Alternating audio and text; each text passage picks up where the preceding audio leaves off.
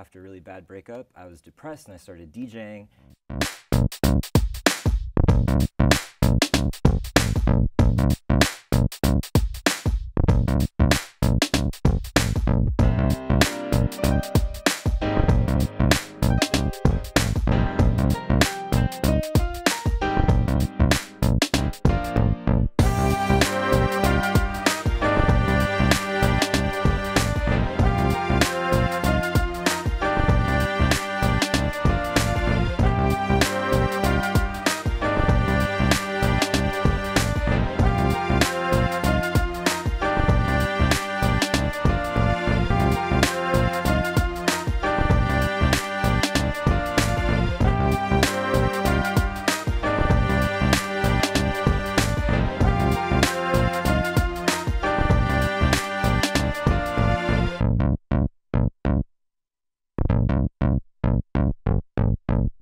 Hello everyone, good afternoon and welcome to Hitting the Field. I am your host Dimitri Tzamaras.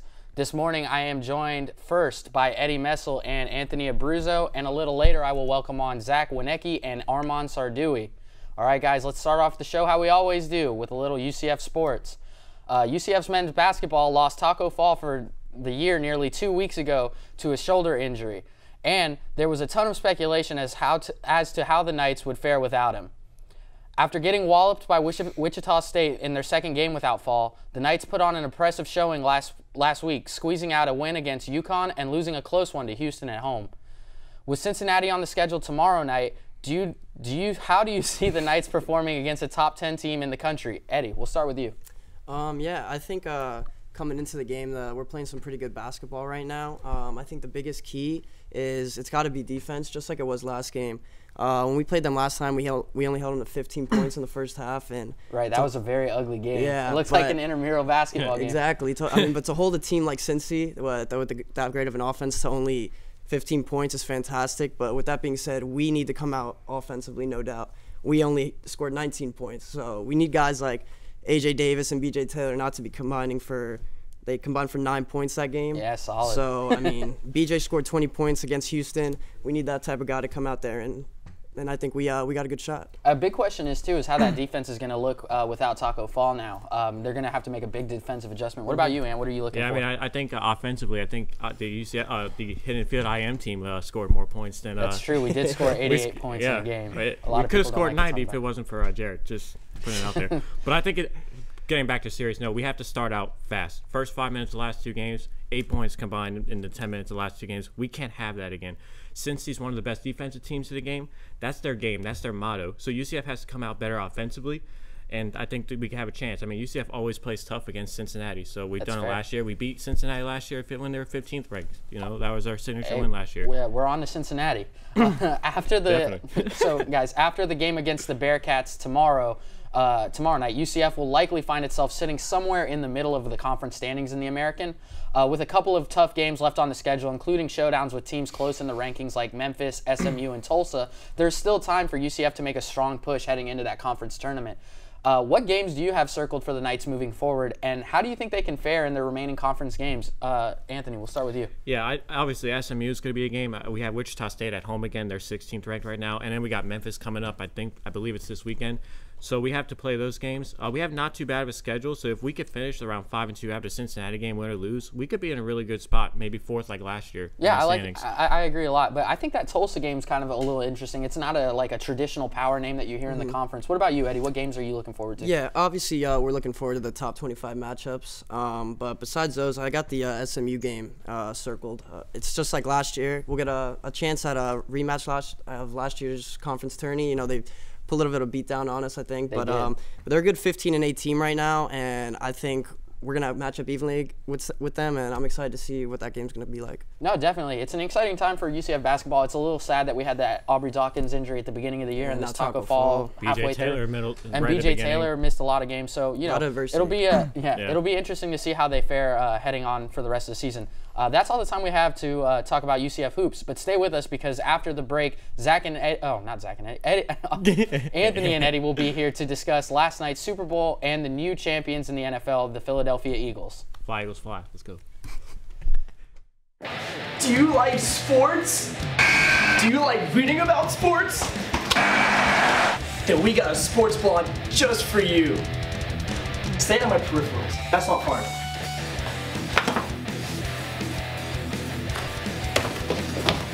Hitting the field. The first student-run sports blog. For sports fans. By sports fans. See, it's all about the product shot. Where do you want me to stand? Don't talk though. I want them to see the hole. Hitting the field. We cover football. We cover basketball. And so much more. He's out. By sports reporters and Meech. What up? Watch the show and read the sports blog. Hitting. Field. Heyo, welcome back to Hitting the Field. Last segment, we got some good discussion about the upcoming schedule for the UCF Knights men's basketball team, but we have to get into what everyone is talking about this morning. And the Philadelphia Eagles are Super Bowl champions. Anthony, congratulations. Thank you. Thank you. Me too. They took down the Patriots last night, 41-33, in one of another classic Super Bowl involving the Patriots. There were a ton of key plays in the game last night, including the Zack Ertz touchdown, the Brady drop pass that could have been a big play, the Nick Foles touchdown catch, just to name a few. What was the biggest play in your mind from last night's game? The play that you think will have the biggest chance to go down in history as the play we remember most from that Super Bowl? Eddie, why don't you start us off? Yeah, so obviously the Nick Foles touchdown catch that he made is going to be probably remembered the most, but I got to go with a fellow Michigan Wolverine, Brandon Graham, forcing a fumble against Tom Brady. Yeah, Tom Brady in crunch time. It's not something you see every day. A little Michigan on Michigan crime. Yeah, you going in this, you don't think Brady's going to fumble the football in crunch time. I'm thinking he's going to pull it out again like he does every year. Yeah. You know, it's like it was scripted. I was telling Anthony and Jared when we were watching it at our house, I was like, you guys know you're going to lose this game. Like, no, I saw it faith. It's almost like it was like planned to happen like that. Every game it keeps us bringing down the wire, and you're like, he's going to end up throwing a touchdown pass with 10 seconds. So the Brandon Graham forced fumble, I like that a lot. That was a huge play. I'm going to go with the Zack Ertz touchdown because obviously we don't know what a catch is. So there's controversy around that. So it's that's 2018. Figure it out. It's 2018. We got to figure it out, but that's a big part of that play. I mean, that was a game-winning touchdown play that basically got the Eagles to win. Obviously, the Brandon Graham fumble was also huge as well, but I think the Zack Ertz was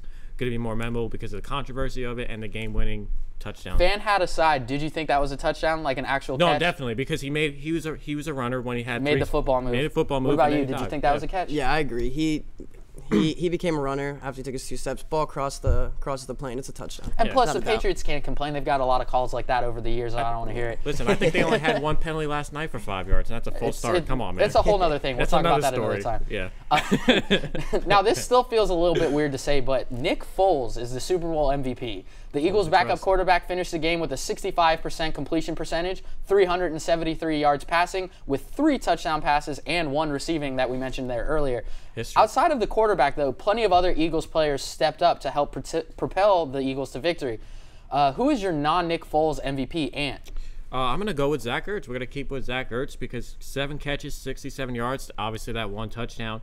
But he also made a key 4th and 1 down catch that really helped the game. Moved the chains, helped the game. I'm going to also mention Nelson Aguilar as well. 9 catches, 84 yards. He was a big part of that game. And, every time the Eagles needed a play, Nelson Aguilar made the play. So Eddie, what about you? Yeah, my number 1 guy was also going to be Zack Ertz. I mean, he played out of his mind. Like he said, the big fourth down conversion that he made, reaching huge. Out. I mean, the guy's a big dude. Used to be a former basketball player. Reaching out, having the presence of mind to do that and just reach over. But another guy that I'd like to give some shout out to is Alshon Jeffrey. Yeah, he played an amazing first half. I mean, I think without him, against his old college roommate. That's what I'm saying. Because him and Stephon Gilmore going at it. I mean, but. So 2 votes for Julie Ertz's husband. That's awesome. Oh, yeah. On the other side of the field, Tom Brady played perhaps one of the best games of his career. He became the first quarterback to throw for 500 yards in a playoff game and played almost as flawlessly as you can from that position until that 4th quarter fumble Eddie mentioned earlier.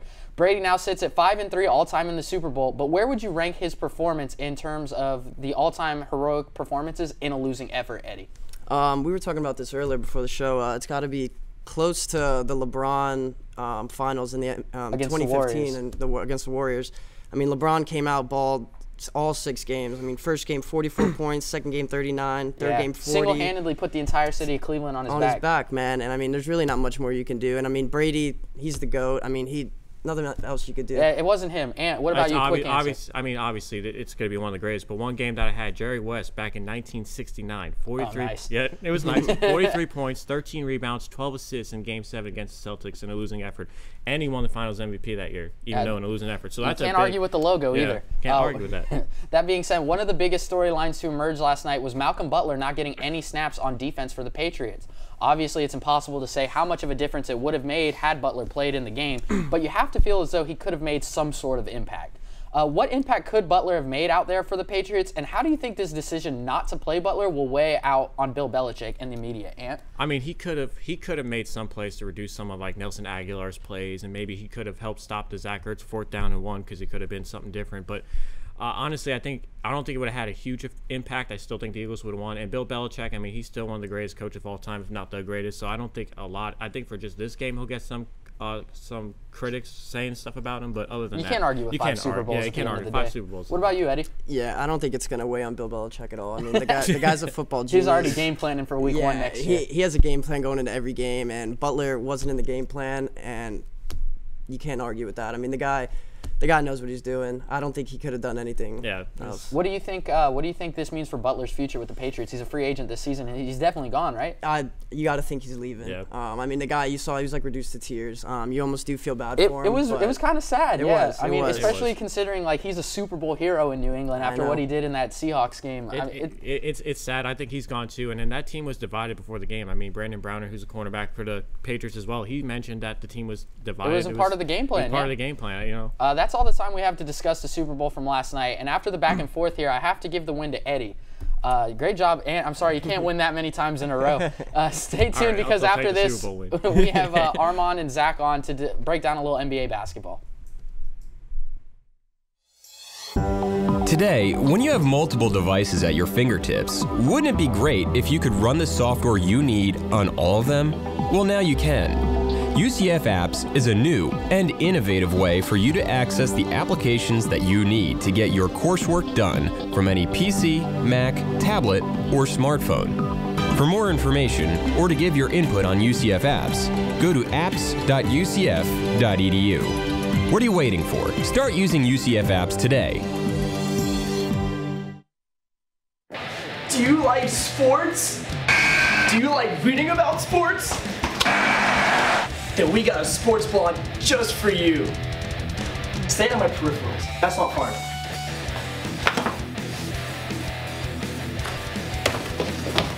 Hitting the field. The first student-run sports blog. For sports fans. By sports fans. See, it's all about the product shot. Where do you want me to stand? Don't talk though. I want them to see the whole. Hitting the field. We cover football. We cover basketball. And so much more. He's out. By sports reporters. And Meech. What up? Watch the show and read the sports blog. Hitting the field. Today, when you have multiple devices at your fingertips, wouldn't it be great if you could run the software you need on all of them? Well, now you can. UCF Apps is a new and innovative way for you to access the applications that you need to get your coursework done from any PC, Mac, tablet, or smartphone. For more information or to give your input on UCF Apps, go to apps.ucf.edu. What are you waiting for? Start using UCF Apps today. Hello, welcome back to Hitting the Field. I am pleased now to welcome on my shirt twin, Zack Winiecki. How's it going? He didn't go for it. We just talked about it. It's fine. It's yeah. And Armond Sarduy. Fellas, the NBA trade deadline is this Thursday, and there are rumors swirling throughout the league. Guys like DeAndre Jordan, George Hill, Lou Williams, Tyreek Evans, Aaron Gordon, Magic's own, and Jordan Clarkson are all hearing their names being thrown around in the media this week. So I pose this question to you, Zack. What is the biggest, most realistic trade prediction that you can see happening by Thursday? I'm going to go with Lou Williams, the Celtics. Okay. Just because they reportedly want him. And the Celtics, though, are one of the best teams in the league. They are towards the bottom in scoring, and I'm assuming they're looking towards the playoffs, maybe a matchup with the Warriors. You need scoring to beat them, and so Lou Williams will definitely give that. Plus, he's averaging 5 assists a game, so you get a guys averaging 23 and 5. And if you can get buckets, if you need someone to get buckets, Lou Williams is definitely the guy to turn to. That guy can get buckets over anybody. What about you, Armond? I have to say Lou Williams and DeAndre Jordan. I think they'll be a package deal. And, you have my because some teams need a DeAndre Jordan and a Lou Williams. Lou Williams, 6-man Lou Will. They need a backup point guard, and DeAndre Jordan needed somebody big inside, to be able to block shots. Okay, no, I like that. Who do you think is a better fit for the Celtics as it stands right now? Tyreke Evans or Lou Williams? Because you hear both of those names kind of getting floated around for those teams.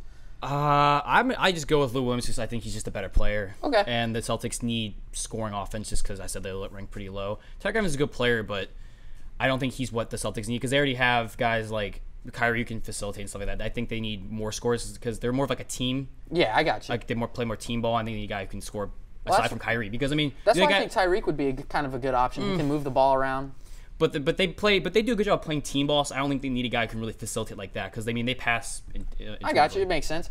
So some teams are looking to buy on the trade market are only there after losing players to injury earlier this season. We've seen guys like Gordon Hayward, DeMarcus Cousins, Andre Roberson, Mike Conley, and Dion Waiters out for the season. All these injuries have sadly put a small damper on the NBA season. But to you, Armond, which of these injuries has the biggest impact on their team this season? I would have to say New Orleans Pelicans, DeMarcus Cousins. I think this year they're starting to click, and when he injured his Achilles, I think their playoff hopes are up in the air. Him and Anthony Davis were really starting to click, and now who else could fill that spot? And it's a little sad too because it felt like for the first time DeMarcus Cousins was in a situation that he was happy with. He was. He's made like real good friends with Anthony Davis and Rajon Rondo. Like they were posting selfies together, and it's just real sad for a guy like Boogie who's gone his whole career on such. I mean, I'm sorry, Zach. I know you're an honorary Kings fan, but real Kings fan. Yeah, real Kings fan. But such a sad organization at the time. And he's finally in a good situation. He's finally getting his feet wet, winning basketball, and this happens to him. What about you, Zach? What do you think is the biggest impact? Well, based off the ones listed, DeMarcus Cousins, but I think the biggest injury overall is Kevin Love, just because the Cavs are actually trying to win something this year. Right. And they're looking pretty awful. And so losing your second best player based on how Isaiah Thomas is playing isn't good. I mean, because everyone else on that team has been pretty inefficient, and Kevin Love has been the second most efficient player on that team. So when you lose your second best player when you're trying to fight a team like Celtics and the Raptors who are playing really well this year, that's not ever good. Because, the Pelicans aren't really playing for anything besides maybe the 7-6 seed. Yeah, but for a franchise that hasn't been there in a while, it would be. I know they were the 8th seed, but if they could avoid the Warriors in the first round and potentially pull an upset, could have meant a lot to the city and DeMarcus Cousins. Yeah, I understand. It makes perfect sense. Kevin Love, though, the Cavs are just a mess, but we're gonna get to that for sure. In the Eastern Conference, the 3 through 7 seeds are all separated by about two games, give or take. In that fray, the Cleveland Cavaliers are currently sitting in 3rd place, but have just about as much negative momentum that a single team can carry at one time. Everyone looks miserable, and I mean everyone. Kevin Love is hurt. Isaiah Thomas is befriending Dan Gilbert. Dan Gilbert wants to sell the team, apparently. J.R. Smith won't shoot the ball, and when he does, he misses. And, of course, you have that LeBron free agency looming large in this offseason.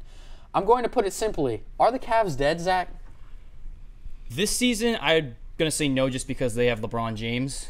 And we see the same thing happen every year with them. They kind of lose, and we say, are they dead? And they always end up doing well. But long-term, yeah. Just because LeBron's probably going to leave. Isaiah Thomas and is not. They're in debt, like picks. Exactly, They're tied a bunch of bad contracts. And they have the Brooklyn's pick, which is, 8 now? It's not what they thought it was going to be. They might lose Isaiah Thomas. They're not in a good spot. So losing Isaiah Thomas to me at this point. The only thing that saves them is that Dan Gilbert wants to sell teams, so he might try to do things to boost the value, get good players, maybe for this season. Maybe LeBron buys a team and stays. Hey, you never know. What about you, Armond? What do you think? The last in defense, in the league, of course, and I was watching the game on Saturday, and it all comes down to effort. They didn't show any effort. LeBron just looks disinterested. Yeah, he does. You can see in his body language, he's slumping down. And what's sad is he started off the season so ready to get after it, and it's like the team sucked the life out of him. They're playing so bad, but yet they're still the 3rd seed in the East. But the East is also kind of not that strong. And again, a couple losses in a row can definitely tank them in the standings right now with how it's all kind of staggered. Kyle Korver's playing the best on the Cavs this season. I mean, outside of LeBron, obviously, but you have LeBron, Kevin Love, and Kyle Korver. Other than that, that's a big three that you can roll with, I guess. It. Yes, that's it. Kevin Love, though, that injury is going to be tough. What do you think about the dynamic between Kevin Love and Isaiah Thomas going forward? That's weird, right? I don't see that happening. Like, I don't think they don't seem to be friends. They don't click.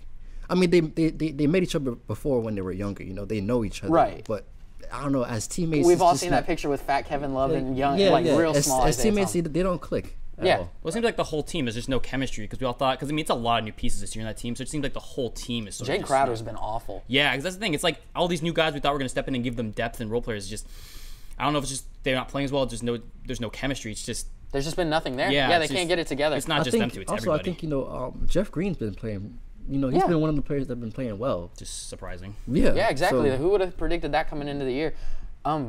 Tyronn Lue coaching for, they said he's safe. I'm not sure. I think you gotta he's safe. Change something up. I think he's safe. I think the LeBron era is over. Yeah. If anything, I see him going to a Western Conference team. Wow. Okay. Well, we'll get to that towards it in the joust. Last week, James Harden put up a ridiculous 60-point triple-double, totaling 60 points, 10 rebounds, 11 assists, and he did it on the defensive end, adding 4 blocks and 1 steal. Of course, instead of letting an amazing accomplishment stand alone in its own greatness, absorb the moment, the internet had to start putting Harden's game in the context of NBA history immediately. The dominant debate that emerged from this discord became Kobe's 81-point explosion against the Raptors and whether or not Harden's 60-point triple-double was the more impressive feat. Where do you stand in this debate and why, Armond? Man, Make it quick. I was really thinking about it. I had to say Kobe, man. That was legendary. Yeah. The way he just dismantled the Raptors with Jalen Rose. Jalen Rose was on the team, and he felt kind of he felt the way. He's still getting disrespect for it today. Though. Yeah, so that's the most disrespectful 81-point game I've ever seen. So I had to go with Kobe 81. What about you, Zach? I'm going Kobe, just because also Harden did it against the Magic, which is that's not great. And also Kobe had 55 in the second half. Right. So he almost matched his productivity, Harden's productivity in the second half. So it's always Kobe. Answer's always Kobe. That's true. The answer should always be Kobe. I was going to say Colby. That doesn't make any sense. I'm not making sandwiches. That's all the time we have for the NBA. I really liked all the points you guys brought to the debate desk today. But I'm going to give the win to Armond.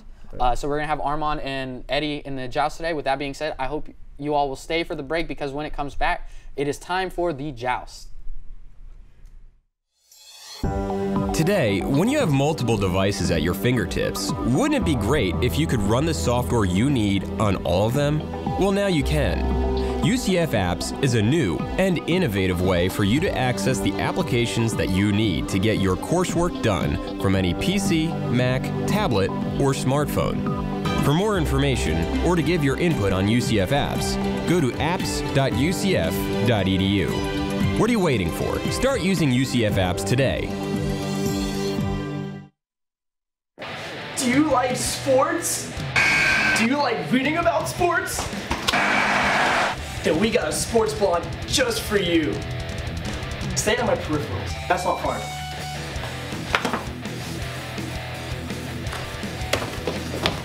Hitting the field. The first student-run sports blog. For sports fans. By sports fans. See, it's all about the product shot. Where do you want me to stand? Don't talk though, I want them to see the hole. Hitting the field. We cover football. We cover basketball. And so much more. He's out! By sports reporters. And Meech. What up? Watch the show and read the sports blog. Hitting the field. Today, when you have multiple devices at your fingertips, wouldn't it be great if you could run the software you need on all of them? Well, now you can. UCF Apps is a new and innovative way for you to access the applications that you need to get your coursework done from any PC, Mac, tablet, or smartphone. For more information or to give your input on UCF Apps, go to apps.ucf.edu. What are you waiting for? Start using UCF Apps today. Welcome back to Hitting the Field and welcome to the Joust. The contenders today are Eddie Messel and Armond Sarduy. guys, let's keep this a clean fight. No, gentlemanly, no hits below the belt. News came out last week from Chris Haynes that LeBron James would consider hearing out the Warriors in a free agency pitch this offseason. This set the internet ablaze with memes, jokes, and all-out mayhem. What do you think the actual possibility of LeBron signing with the Warriors is, and what it would mean for the NBA? Armond, why don't you kick us off? Man, I mean, actually, the title of the article is clickbait, but actually when you read the article, it makes sense. The Warriors. Clickbait on ESPN? Yeah, but whatever. Oh my. Yeah, so when you read the article, it makes sense. The Warriors, they're very aggressive in free agency. That's how they got Kevin Durant. But LeBron going to the Warriors, I don't see that happening. I don't. What percentage would you put it at? I have to say 10%. I was going to say there's only one correct answer to that question. What about you, Eddie? With how crazy everything's been in the league lately, LeBron loses again. Who knows? He's going to go there and you'll see. Yeah. But realistically, the NBA is not going to let that happen. You can't let. We're going to get a little CP3 veto trade. Yeah. I mean, the fact that trade got vetoed, and then you see what's happened. There was a lot of other things with that was a little strange. Yeah, it just blows my mind. But yeah, there's no way that LeBron's going to the What Warriors. Percentage would you put it at? Yeah, I'm giving it like a 3%. Again, not the correct answer. It's fine. So there were two landmark trades that hit the newswire last week, one in the NFL and one in the NBA. In the NBA, Blake Griffin was sent from the Los Angeles Clippers to the Detroit Pistons, and Alex Smith in the NFL was shipped from the Kansas City Chiefs to the Washington Redskins. Which trade surprised you more, and why, Eddie? It's definitely got to be the Alex Smith trade. Okay. I know, again, we talked about this earlier, too. I mean, him going to the Redskins, it kind of shows, what's going to happen to Cousins. Right, it's the dominoes that fall with that is interesting. Yeah, I read a whole article about how Cousins was surprised about the trade. He kind of had no idea. He didn't really see anything coming, and it's just kind of, you're excited to see what happens. Maybe Cousins gets to go and gets another shot at helping a team that's struggling. Maybe the Dolphins, who knows? maybe Eddie's Dolphins, who knows? Is that the team you're picking him to go to? No, I'd like to. Listen, I'm a Tannehill supporter. I'm excited to see Tannehill come back. But yeah, I'm excited to see him go to a team that needs some help and maybe the Broncos. Yeah. Armand, which trade was more surprising to you? I think both were, but I have to say Blake Griffin. Okay. Because he's injury prone. That's true. That's true. And then they didn't want to deal with and he just signed a max deal in the offseason. So I guess they just want to rebuild and just take the money away from the cap space. In both cases too, it kind of makes you feel for the players a little bit. Blake Griffin, like you said, just signed that max deal to stay in Los Angeles for a little bit, and they're like, no, we're good. We'll send you to Detroit. He's been there he was there for 9 years, so he was a long tenure. Right, it's almost like a stab in the back. And then for Cousins in terms of the Alex Smith trade, I mean, it's kicking a franchise quarterback to the curb after all he's done for you as a 4th round pick. Yeah, kind of same thing. He's getting stabbed in the back too. I mean, they signed him. It's crazy. They signed him thinking he was going to be their. Yeah. Finally, Twitter was buzzing the other night after 3 Jeopardy contestants. Some may call them nerds. I'm not saying I will specifically, but they're nerds. Missed every single question in a simple football category. This got us at hitting the field thinking, what would be the worst category for you to tackle in Jeopardy and why? As quick as you can. Oh, wow. Okay.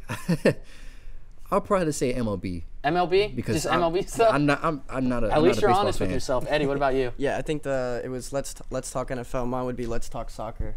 Soccer. My roommates would be really angry with me. They're huge soccer guys, but I know nothing. Thanks for watching this week's episode of Hitting the Field. After that serious joust action, I have to give the win today to Eddie. Congratulations, my friend. Check out his night vision on Twitter and be sure to tune in again next week. Thank you all so much for watching.